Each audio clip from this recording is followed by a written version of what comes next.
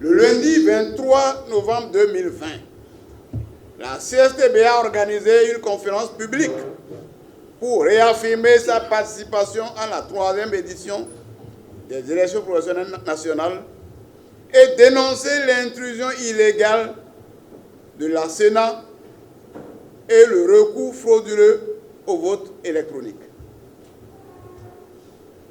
Initialement non prévu par les textes, bien sûr, mais qui est irréaliste, inadapté aux réalités technologiques de notre pays. En effet, l'article numéro 047 du 12 octobre 2020 portant création, attribution, organisation et fonctionnement du comité électoral national et des comités électoraux départementaux prévoit des opérations suivantes par rapport à l'élection. La commande de badges et autres signes distinctifs au profit des équipes de supervision. L'adoption du spécimen et la commande du bulletin unique de vote. La commande des urnes et des isoloirs. La confection préalable des listes d'émargement des électeurs et des formulaires de procès-verbaux. L'acquisition ou la commande de l'encre indélébile et des encreurs. L'acquisition ou la commande des cachets à voter et des cachets non utilisés. En somme, tout a été prévu pour un vote comme à l'accoutumée. Mais on en était là quand, brusquement, la ministre a fait intervenir son informaticien et sa machine. Quel est le vote en vue pour le vote? Quel est le système en vue pour le vote?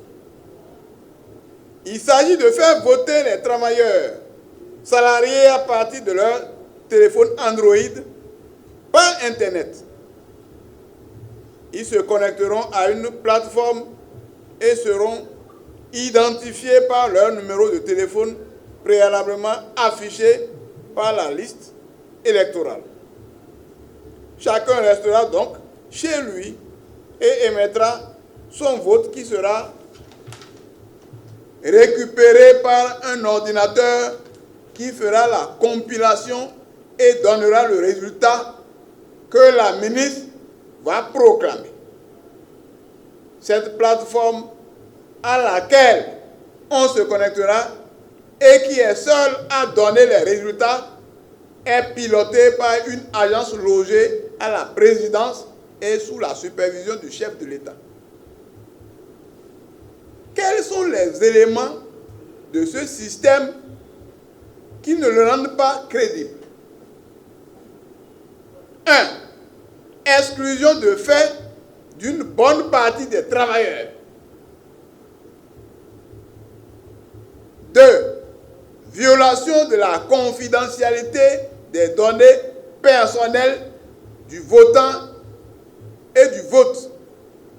3. Le système n'a aucune légalité, il est totalement arbitraire et aucun replâtrage ne lui rendra cette légalité. 4. Le système est opaque et manque de contrôle. Manque de contrôle, bien sûr. Nous avons déjà expliqué tous ces compartiments-là. On a montré comment les travailleurs sont exclus. Si tu n'as pas de portable, si tu es dans là où il n'y a pas d'Internet, ainsi de suite, tu ne peux pas voter. Alors, s'agit-il seulement de la CSTB? Non. Cette arnaque grossière met en doute tout résultat qui sera proclamé à l'issue du scrutin. Aucune organisation n'est à même de contrôler ou de certifier de la bonne organisation du scrutin. Le seul organe qui en fait pilote, organise et décide du résultat est une agence basée à la présidence, donc patronnée par le président de la République. Et ses conseillers, bien sûr. ce directeur d'agence peut d'ailleurs rester seul dans son bureau et faire voter les travailleurs, répartir leur vote selon leur humeur, selon son humeur bien sûr, et déclarer un résultat. Le système est d'une opacité totale. Avec toutes les dénonciations de la CSTB, des syndicats et des travailleurs, le gouvernement s'est vu totalement coincé. Il a vu que c'est effectivement illégal. Mais, au lieu de renoncer à sa méthode frauduleuse, son ministre en charge du travail, Mme Mathis Adidiatou, vient de soumettre frauduleusement 2 projets d'arrêté à l'étude du Comité électoral national pour légaliser son dispositif de fraude qui comporte le vote électronique et l'implication de la Sénat. Le constat est clair. Comme à son habitude, le gouvernement est en train de modifier les règles du jeu au cours du jeu. Ce n'est pas admissible, c'est inacceptable. Au Bénin, nous savons tous que le président Patrice Talon ne fait rien au hasard. Si après la Chambre du commerce et d'industrie du Bénin, il insiste pour vouloir imposer le vote électronique aux élections professionnelles des travailleurs salariés, c'est qu'il vise certainement loin. C'est pourquoi la CSTB élève une fois encore une vive protestation contre le vote électronique et l'implication de la Sénat dans le processus. Mobilisons-nous pour la vérité des urnes. Mobilisons-nous pour la transparence.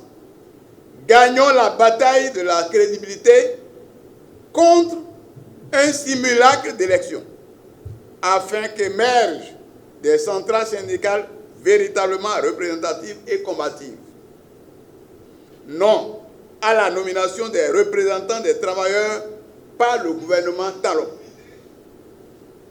La CSTB invite en conséquence les travailleurs, tous secteurs confondus, les artisans, les paysans, les femmes des marchés, la jeunesse, les têtes couronnées, les responsables des organisations de la société civile et de défense des droits de l'homme à s'intéresser sérieusement à ce complot qu'organise le gouvernement. Alors, levons-nous immédiatement pour faire échec à cette arnaque en préparation. Non donc au vote électronique, non à l'intrusion de la Sénat, non au changement des règles du jeu au cours du jeu. Cotonou, le 25 novembre 2020. Je vous remercie.